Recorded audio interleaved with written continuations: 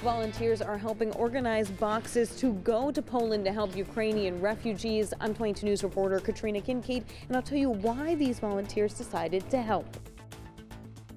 I'm 22 News reporter Kate Wilkinson at the Roderick Ireland Courthouse here in Springfield with what we've now learned following the cancerous mold report that was released this week. The mask requirement has been dropped for most indoor public spaces here at UMass Amherst. I'm 22 News reporter Jillian Andrews, and I'll tell you what students have to say about this new change. Live from the 22 News Broadcast Center, this is 22 News at 5.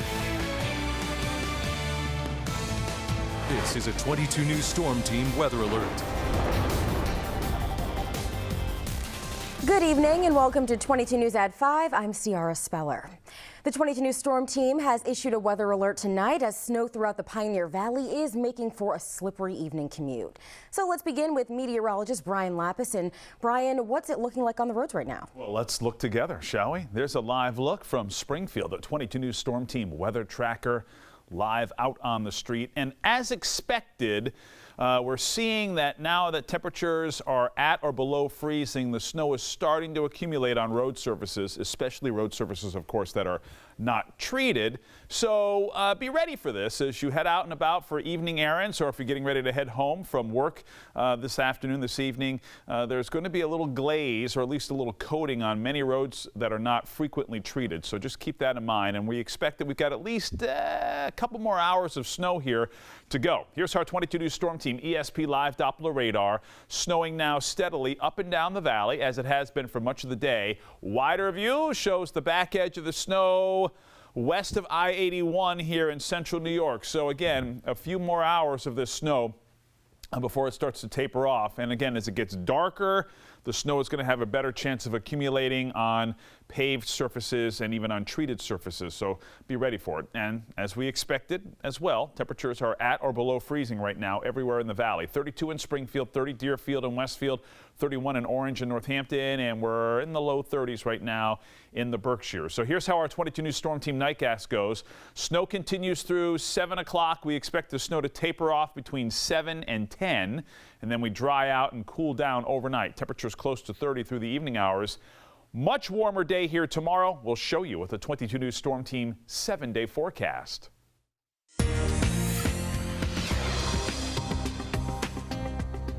This evening, we're hearing from the Agawam Fire Chief after a teenager died in a house fire in Feeding Hills early this morning. 22 News reporter Christina Demores joins us live from the home in Feeding Hills with the latest. Yeah, Ciara, Squire Street right behind me where you can see this house, and fire crews are still here. That's the fire services right there, and the fire chief earlier telling me an investigation is underway to determine how this fire started. A teenager has died. An adult resident was injured after a house fire that started at around 9 a.m. this morning. Multiple fire crews, including Agawam, Springfield, West Springfield, and Westfield, were called to a fire on Squire Lane in Feeding Hills, where portions of the roof had collapsed over the main house as well as the attached garage. They made a valiant effort to try to push into the structure for an individual that was reported trapped in the building. Unfortunately, the conditions inside the structure were untenable. They were pushed out of the building by heavy fire. The victim's name is not being released pending a formal identification by the Office of the Chief Medical Examiner. The family of this home is being assisted by the Red Cross. Fire Chief Alan Sorois said that the state police assigned to the State Fire Marshal's office are conducting the investigation along with the Agawam Detective Bureau and Agawam Fire Department, and anticipate this investigation to go well into the evening. And 22 News will provide updates on this story as more information becomes available on air and online at WWLP.com. Working for you in Feeding Hills, Christina Demores, 22 News. Memorial services were held in the eastern part of the state today to honor the life of State Trooper Tamar Bucci. Just after 11 this morning, Trooper Bucci's body was brought into St. Anthony's Church in Revere. Bucci's pallbearers are 6 troopers who were her classmates in the 85th Recruit Training Troop. They were the first all-female pallbearer contingent for a Massachusetts State Police line of duty funeral service. Trooper Bucci was killed last Friday when a tanker truck struck her cruiser while she was trying to help a disabled motorist. She was 34 years old, and the Springfield Police Department organized a bus to travel to Revere to attend Trooper Bucci's funeral. She's survived by her mother and her father, her siblings, and her grandparents.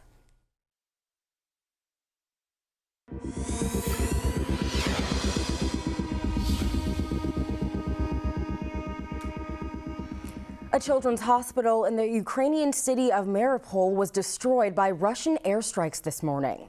A statement on the city council's social media account said the hospital suffered colossal damage. Ukrainian President Vladimir Zelensky tweeted that there were children under the wreckage. He called the strike an atrocity.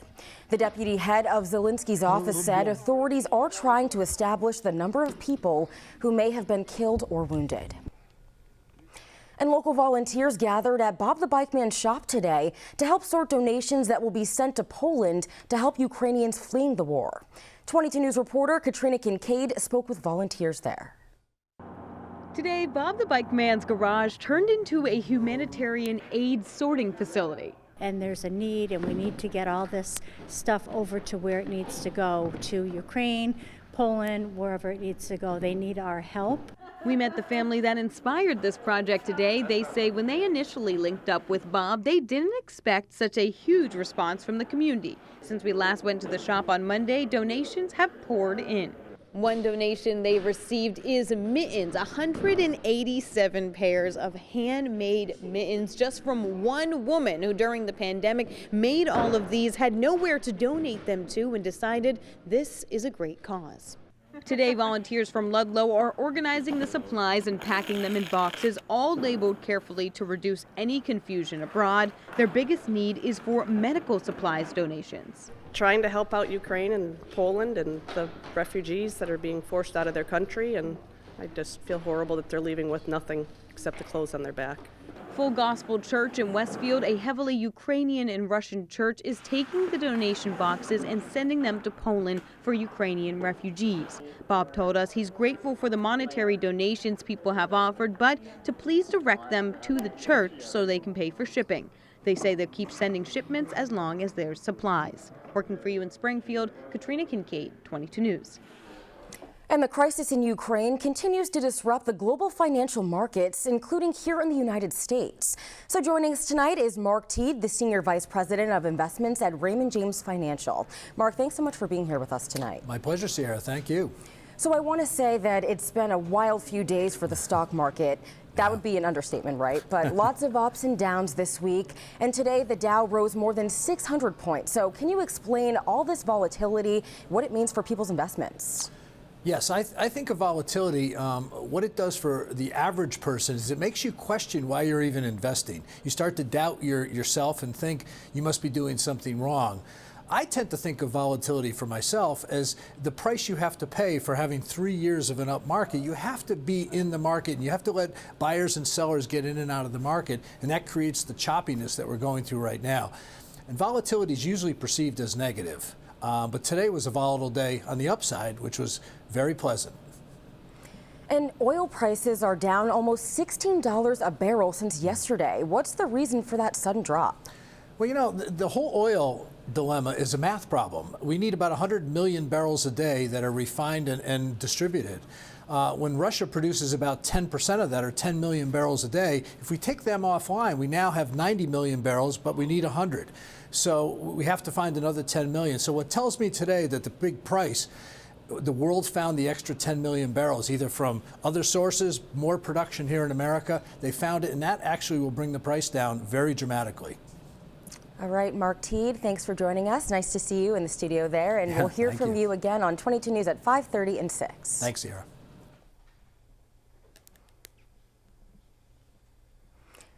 Moving now to the state trial court, saying it has no plans to relocate the Roderick Ireland courthouse in Springfield. This after lawyers suing to have the courthouse closed put out a report that said the mold in the building could cause cancer. 22 News reporter Kate Wilkinson is live in studio with what we now know, Kate. A spokesperson for the trial court told 22 News that they are carefully reviewing the information put out by that report this week. Meantime, a number of groups operating out of the courthouse are moving out. The Hampden County Sheriff's Department said that they would not bring inmates to the court. The district attorney's office said that they started moving out months ago and they are, quote, moving with haste to finish. And Cheryl Coakley Rivera, the Hampden County Register of Deeds, said that they are not going back into that building. Now, Laura Mangini, a lawyer part of the lawsuit to close the courthouse, is calling on the state and trial court to, quote, do the right thing. To do what we've been asking for, to keep the people of Hampden County and Western Mass safe, and don't force them to have to choose between a paycheck and their health and safety in order to get justice in this community. I don't think we're being unreasonable in what we're asking for. 22 News has obtained a copy of the test results from the EMSL analytical. It shows multiple rooms throughout the courthouse indicated high relative moldiness, including probate courtroom 4, the law library, and the jury pool. We're with you live in the studio. Kate Wilkinson, 22 News. I'm 22 News reporter Jody Reed at the State House, where lawmakers are back in session today. I'll tell you what they're working on and how it could benefit residents in the western part of the state.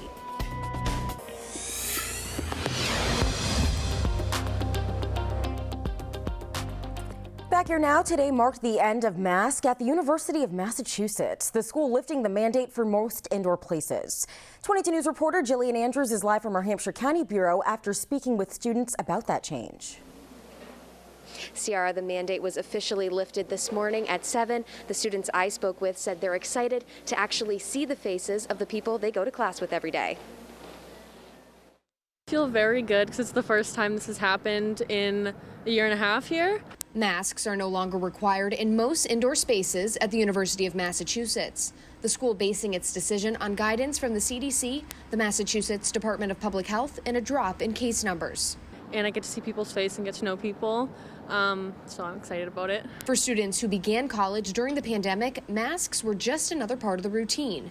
Due to the requirement, connecting with classmates was a challenge. Last semester, I feel like that was part of what made it so difficult to make friends in class specifically, was that you had to wear it, and I can't even recognize some of my classmates without it. 22 News spoke with students who will remain wearing a mask indoors just as a precaution. It makes me a little uneasy, honestly. I got coronavirus and it messed me up for a pretty long time, I would say, so I don't want to get it again. Masks are still required on public transportation like PVTA buses and in campus healthcare facilities. The university is still offering free KN95 masks for those who want them. Working for you from the Hampshire County Bureau, Jillian Andrews, 22 News.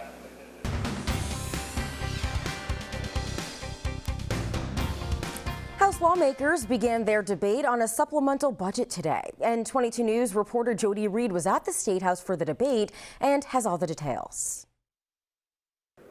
The state budget funded a wide variety of things, from road work to COVID tests, but some things were left out. That's why House lawmakers are hoping to pass a supplemental budget to provide funding where it's needed most. In the House's $1.6 billion spending plan, $25 million would be used for personal protective equipment, and $100 million would be set aside to repair local roads from winter damage. On top of that, House lawmakers want to use the supplemental budget to extend outdoor dining, a popular pandemic-era policy that many here on Beacon Hill are hoping to see stick around. But during the spring, during the summer, even the fall, it's something that I think all of our constituents can take advantage of and enjoy. The state legislature also hopes to use the supplemental budget to extend the sale of beer, wine, and cocktails to go. House lawmakers spent hours debating the supplemental budget today. Once they approve it, they will then have to reach an agreement on the spending priorities with the Senate. Then it will be sent to the governor's desk to be signed into law. 22 News will continue to cover this process and will provide you with updates as soon as they are available. Working for you at the State House in Boston, Jody Reed, 22 News. Still snowing up and down the valley, but not too much longer. We'll let you know when the snow ends, and some warmer weather on the way with our 22 News Storm Team 7-day forecast. With the Russian invasion of Ukraine, what does that mean in terms of cybersecurity threats here in the U.S.? I'm 22 News reporter Kate Wilkinson, and I'm checking in with two local experts. COVID rules here at the State House have changed once again. I'm 22 News reporter Jody Reed in Boston, and I'll tell you what you'll need to know before your next trip into the city. This is a 22 News Storm Team weather alert. All right, live look here from the 22 News Storm Team weather tracker. Snow falling. I believe we are still in Springfield here, and as expected, as the sun's getting lower in the sky, snow starting to accumulate on paved surfaces. So if you have errands to run this evening, give yourself a little extra time and a little extra room. We'll go to our 22 News Storm Team ESP Live Doppler radar right now. And there it is. You can see a little bit of lighter snow here from Holyoke to Northampton along I-91 and Route 5. But elsewhere, it's snowing at a moderate clip. Actually just got a email from Conway with a 6-inch measurement of snow. That's a lot of snow for this round of weather.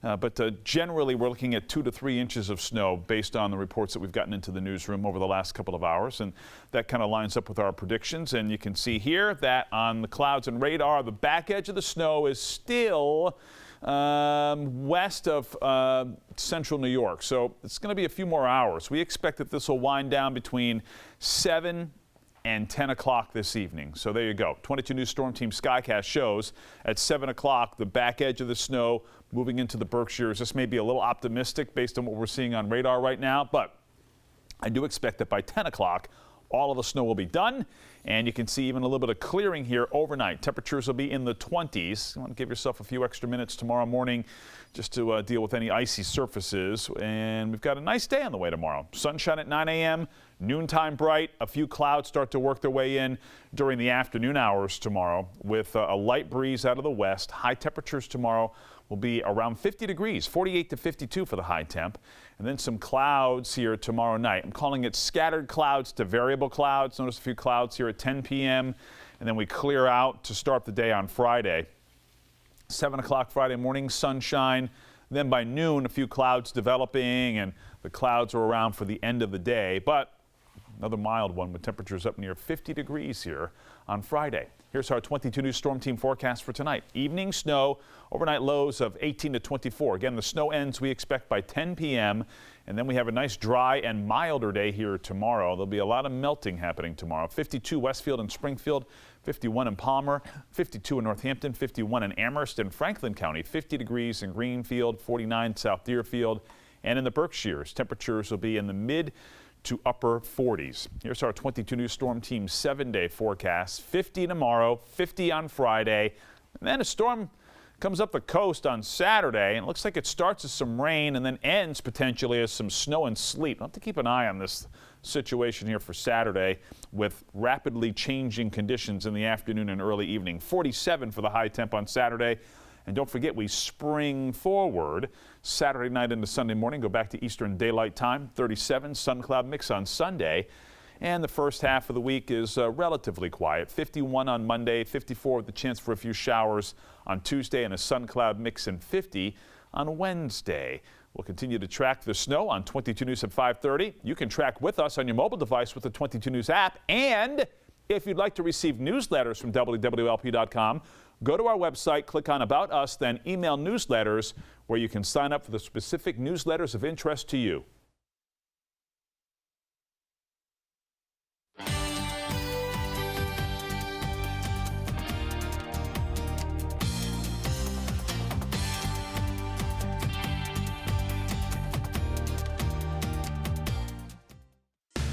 You're watching 22 News at 5. As Russian troops fight their way toward Kyiv, Ukrainians already bloodied and bruised are preparing for the worst. Reporter Alice Barr has the latest from Washington. In a vivid display of the horrors of war, Ukraine is accusing Russia of bombing a maternity and children's hospital during a ceasefire designed to let civilians escape.